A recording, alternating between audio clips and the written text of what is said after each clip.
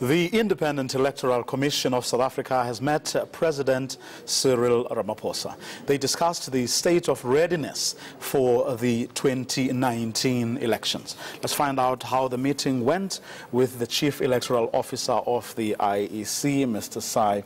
Mamabolo. Good evening, sir. Thanks very much. Thank you very much for agreeing to come through. First of all, who called the meeting and why? Well, it's a meeting that happened at the instance of the Commission, and it was an overarching meeting to discuss preparations in their generality. So it's nothing out of the ordinary. It happens with all heads of state where the Commission would brief them from time to time about the electoral program. So what did you say to the President? Well, our message with him. Well, our message was that work is ongoing, preparations are ongoing, and that significant progress has been made in relation to preparations for next year. And in that light, we raised the Electoral Laws Amendment Bill, which bill we expect to be tabled in Parliament for consideration before the elections. We also raised the party funding bill, which is giving the Commission some expanded mandate. So those were some of the key themes of matters that were raised with the head of state. Let's start with the party funding issue. What exactly are the issues there? Why is that such an important part of your work? It is important, firstly, because it's expanding our mandate. Currently, the party funding regime involves the represented political parties fund, wherein we do disbursements to parties with representation in Parliament as well as the provincial legislatures.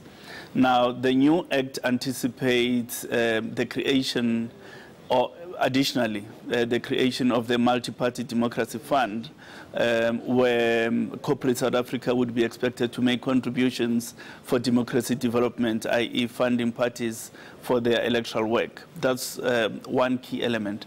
The third key element of the bill relates to the regulation of direct donations to political parties, where there's an expectation for parties to declare who's funding them. And there's an expectation on the Commission to publish those reports on a quarterly basis, as well as in a formal annual report to Parliament. So that does change the playing field quite significantly. Do you have issues with having to shoulder some of these responsibilities as the IEC? Well, we did raise the fact that the Commission stands ready to assist the country, as it were, with this new responsibility. However, it has to be funded. In other words, as things stand, you don't have the capacity to do what you would be required to do. Certainly, we have to create that capacity. We've got to build it. You want more money. Therefore, we want more money to be able to do that, indeed. Now, let's talk a bit about the Electoral Laws Amendment Bill. What does that provide for, and why is it going to be essential for your work over the next year?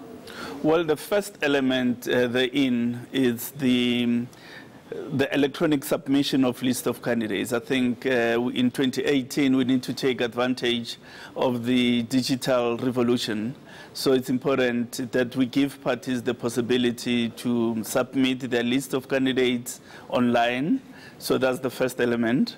The second element is to ensure that we have a structured procedure for the treatment of objections to voters being on the voters' roll. So it's quite crucial for us so that parties are given a preliminary voters' roll, be given an opportunity to observe it and do whatever they want to do and raise objection within a defined period within the election timetable.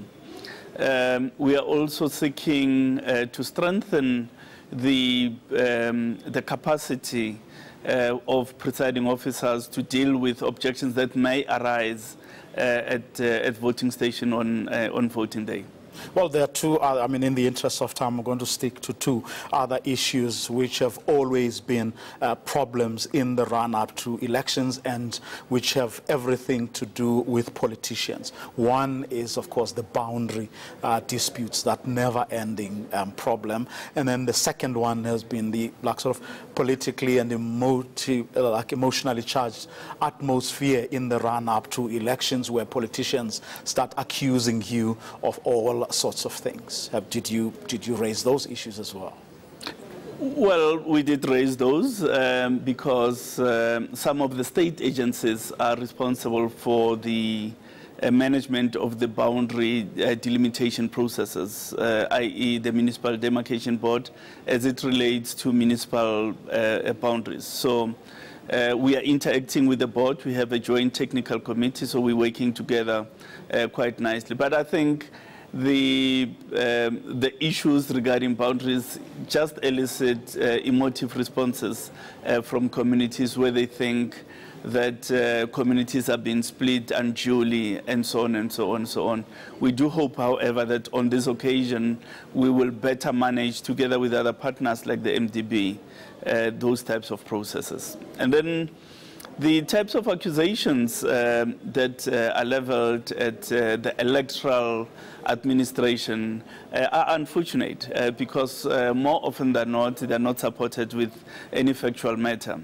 It's important for the leadership of our country, especially political leadership, to realize that to impugn the electoral process, what we are in fact impugning is the outcomes that process brings forth. So you are undermining the legitimacy of any subsequent legislature or government that arises from the process. So they need to proceed with great circumspection when they level those types of accusations. Certainly, if there's anything that is an aberration, that has to be pointed out.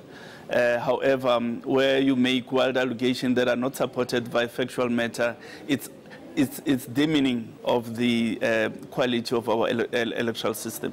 Outside of all the issues we've been talking about, you are ready for the 2019 election as the IEC.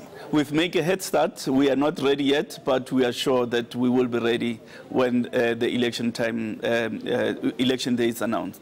Mr. Mamabolo, thanks very much for coming through. Thank you very much. He is, of course, the Chief Electoral Officer of the Independent Electoral Commission of South Africa.